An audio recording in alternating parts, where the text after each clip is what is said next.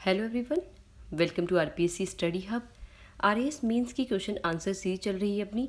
Series 119 तक हम बात कर चुके हैं। आज हमारी सीरीज़ 120वीं स्टार्ट हो रही है।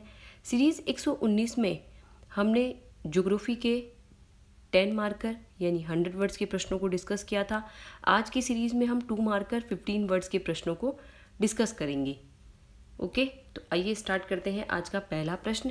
आज का पहला प्रश्न है, राजस्थान में मक्का उत्पादन की उपयुक्त दशाओं तथा उत्पादक क्षेत्रों के नाम लिखिए। मक्का उत्पादन की उपयुक्त दशाएं बतानी है, साथ ही उत्पादक क्षेत्रों के नाम भी बताने हैं। साथ ही अगर आपको डायग्राम में पता है तो आप यहाँ पे डायग्राम भी शो कर सकते हैं। ठीक है, तो ये भी काफ़ी इफेक्टिव होगा। उपयुक्त दशाओं की बात करें तो उपयुक्त दशाएं ये है कि वर्षा इसमें 50 से 100 सेंटीमीटर चाहिए, तापमान यहाँ चाहिए 21 से 30 डिग्री सेंटीग्रेड, और मृदा यानी मिट्टी कैसी चाहिए, जलोढ़ व लाल दोमट मिट्टी, जलोढ़ व लाल दोमट मिट्टी चाहिए मक्का उत्पादन के लिए। अगर प्रमुख उत्पादक क्षेत्रों की बात करें तो मक्का मेनली कहाँ होता है, दक्षिण और दक्षिणी पूर्वी राजस्थान में। तो अपन अगर मैप में देखेंगे तो यहाँ दक्षिणी और दक्षिणी पूर्वी एरिया यानी ये वाले एरिया में हम शो कर देंगे। उसमें मेन हो गया हमारा उदयपुर, भीलवाड़ा और चित्तौड़गढ़। यहाँ पर मक्का सब सर्वाधिक पाया जाता है। ठीक है, तो ये हुआ हमारा पहला प्रश्न। आगे हम चलते हैं दूसरे प्रश्न पर। दूसरा प्रश्न है, माही नदी तंत्र को समझाइए। माही नदी तंत्र को समझाइए। ठीक है, इसी टाइप का क्वेश्चन और भी रिवर, जो इंपॉर्टेंट रिवर है हमारी बनास हो गई। ठीक है, बहुत सारी रिवर है, उनको जो मेन है उनके आप ध्यान में रखिए। उनके नदी तंत्र को हमें ध्यान रखना है कि हाँ किधर से कौन सी नदी आ रही है और कहाँ उसका मैप बन रहा है, तो ये आप जरूर शो करके आइए। माही नदी तंत्र। ठीक है, माही नदी तंत्र को देख लेते हैं। माही नदी का उद्गम मेहन झील एमपी मध्य प्रदेश से तथा यह खंबात की खाड़ी में गिरती है। माही नदी का क्या हुआ, उद्गम तो हो गया, मेहन झील है एमपी में, वहाँ से इसका उद्गम स्थल है और ये खंबात की खाड़ी में गिरती है। इसका अपवाह क्षेत्र राजस्थान के बांसवाड़ा, डूंगरपुर, प्रतापगढ़ जिलों में होता है। कहाँ कहाँ है इसका अपवाह क्षेत्र, राजस्थान के बांसवाड़ा, डूंगरपुर और प्रतापगढ़। ठीक है, अब ये देखिए आप यहाँ मैप में देख लीजिएगा, मेहन झील यहाँ से इसका उद्गम हो गया, फिर यहाँ से ये जाएगी अंदर।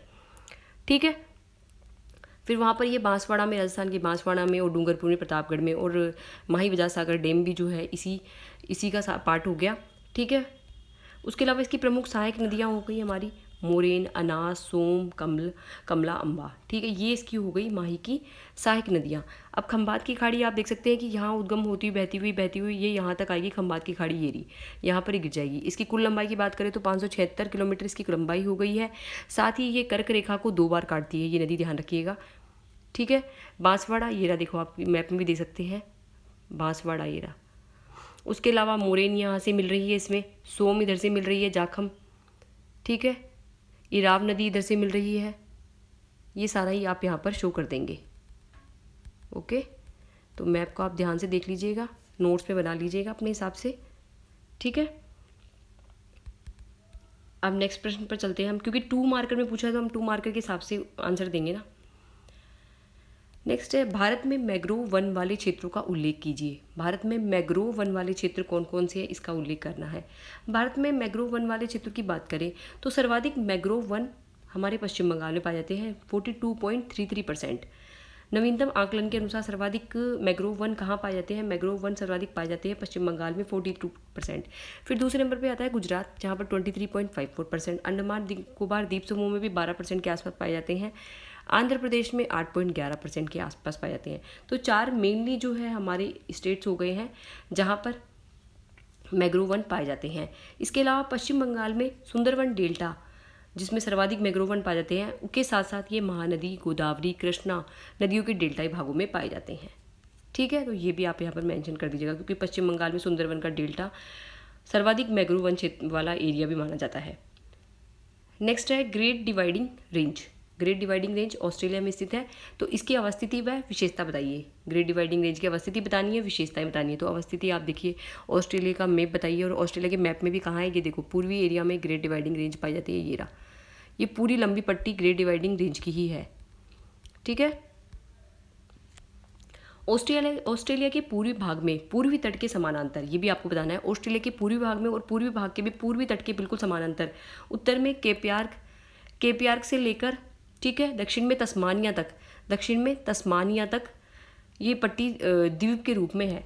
ठीक है, द्वीप तक ये पट्टी तक ये पट्टी के रूप में है, तस्मानिया द्वीप तक ये पट्टी के रूप में है। फिर उसके बाद में है दुनिया की तीसरी सबसे लंबी पर्वतमाला भी है, दुनिया की तीसरी सबसे लंबी पर्वतमाला है। यह उत्तर में कम ऊंची व कम चौड़ी है, दक्षिण में सकरी व ऊंची है। उत्तर में कम ऊंची है, ठीक है, और कम चौड़ी है। दक्षिण में क्या है, ये सकरी भी है और क्या है, ऊंची भी है। ऑस्ट्रेलिया में ये क्या करती है, जल विभाजक का कार्य भी ये ग्रेट डिवाइडिंग रेंज करती है। काफ़ी इंपॉर्टेंट प्रश्न है, ध्यान से देखिएगा। नेक्स्ट है कास्ट मैदान। कास्ट मैदान का हम पहले भी डिस्कस कर चुके हैं, दोबारा डिस्कस कर लेते हैं। चूनायुक्त प्रदेश में भूमिगत जल चूने की चट्टानों को घोल देता है। चूनायुक्त प्रदेश में भूमिगत जल क्या करता है, चूने की चट्टानों को घोल देता है। फिर क्या होता है, इसमें चट्टानों का अपरदन शुरू हो जाता है। चट्टानों का जैसे ही अपरदन शुरू होता है तभी कास्ट मैदान की उत्पत्ति हो जाती है, कास्ट मैदान का निर्माण हो जाता है। तो भारत में कास्ट का मैदान कहाँ है, भारत में नैनीताल व अल्मोड़ा में। यूगोस्लाविया, फ्रांस के चूना प्रदेशों में इसके उदाहरण देखने को मिलते हैं। तो भारत का तो नैनीताल और अल्मोड़ा हो गया। अगर हम इंटरनेशनली बात करें तो यूगोस्लाविया हो गया, फ्रांस के चूना प्रदेश इसके उदाहरण है कास्ट मैदान के, ठीक है। भूमिगत जल क्या करता है, चूने की चट्टानों में घोल दिया जाता है, तब कास्ट मैदानों का निर्माण होता है। तो आज की सीरीज़ के प्रश्न यहाँ तक ही थे। सीरीज़ की प्लेलिस्ट चैनल पे बनाई हुई है, सब्जेक्ट वाइज बनाई हुई है, तो आप देख सकते हैं। अभी हमारी सीरीज़ ज्योग्राफी की चल रही है, भूगोल की चल रही है। जब ये कंप्लीट होगी तो हम अदर सब्जेक्ट की शुरू करेंगे। तो चैनल पे बनी रहिए, काफ़ी अच्छे अच्छे प्रश्न हैं, अपने नोट्स बनाते रहिए। मैं हमेशा यही कहती हूँ, लास्ट में टाइम बहुत कम रहता है तो अपने नोट्स ज़रूर बनाते जाइए।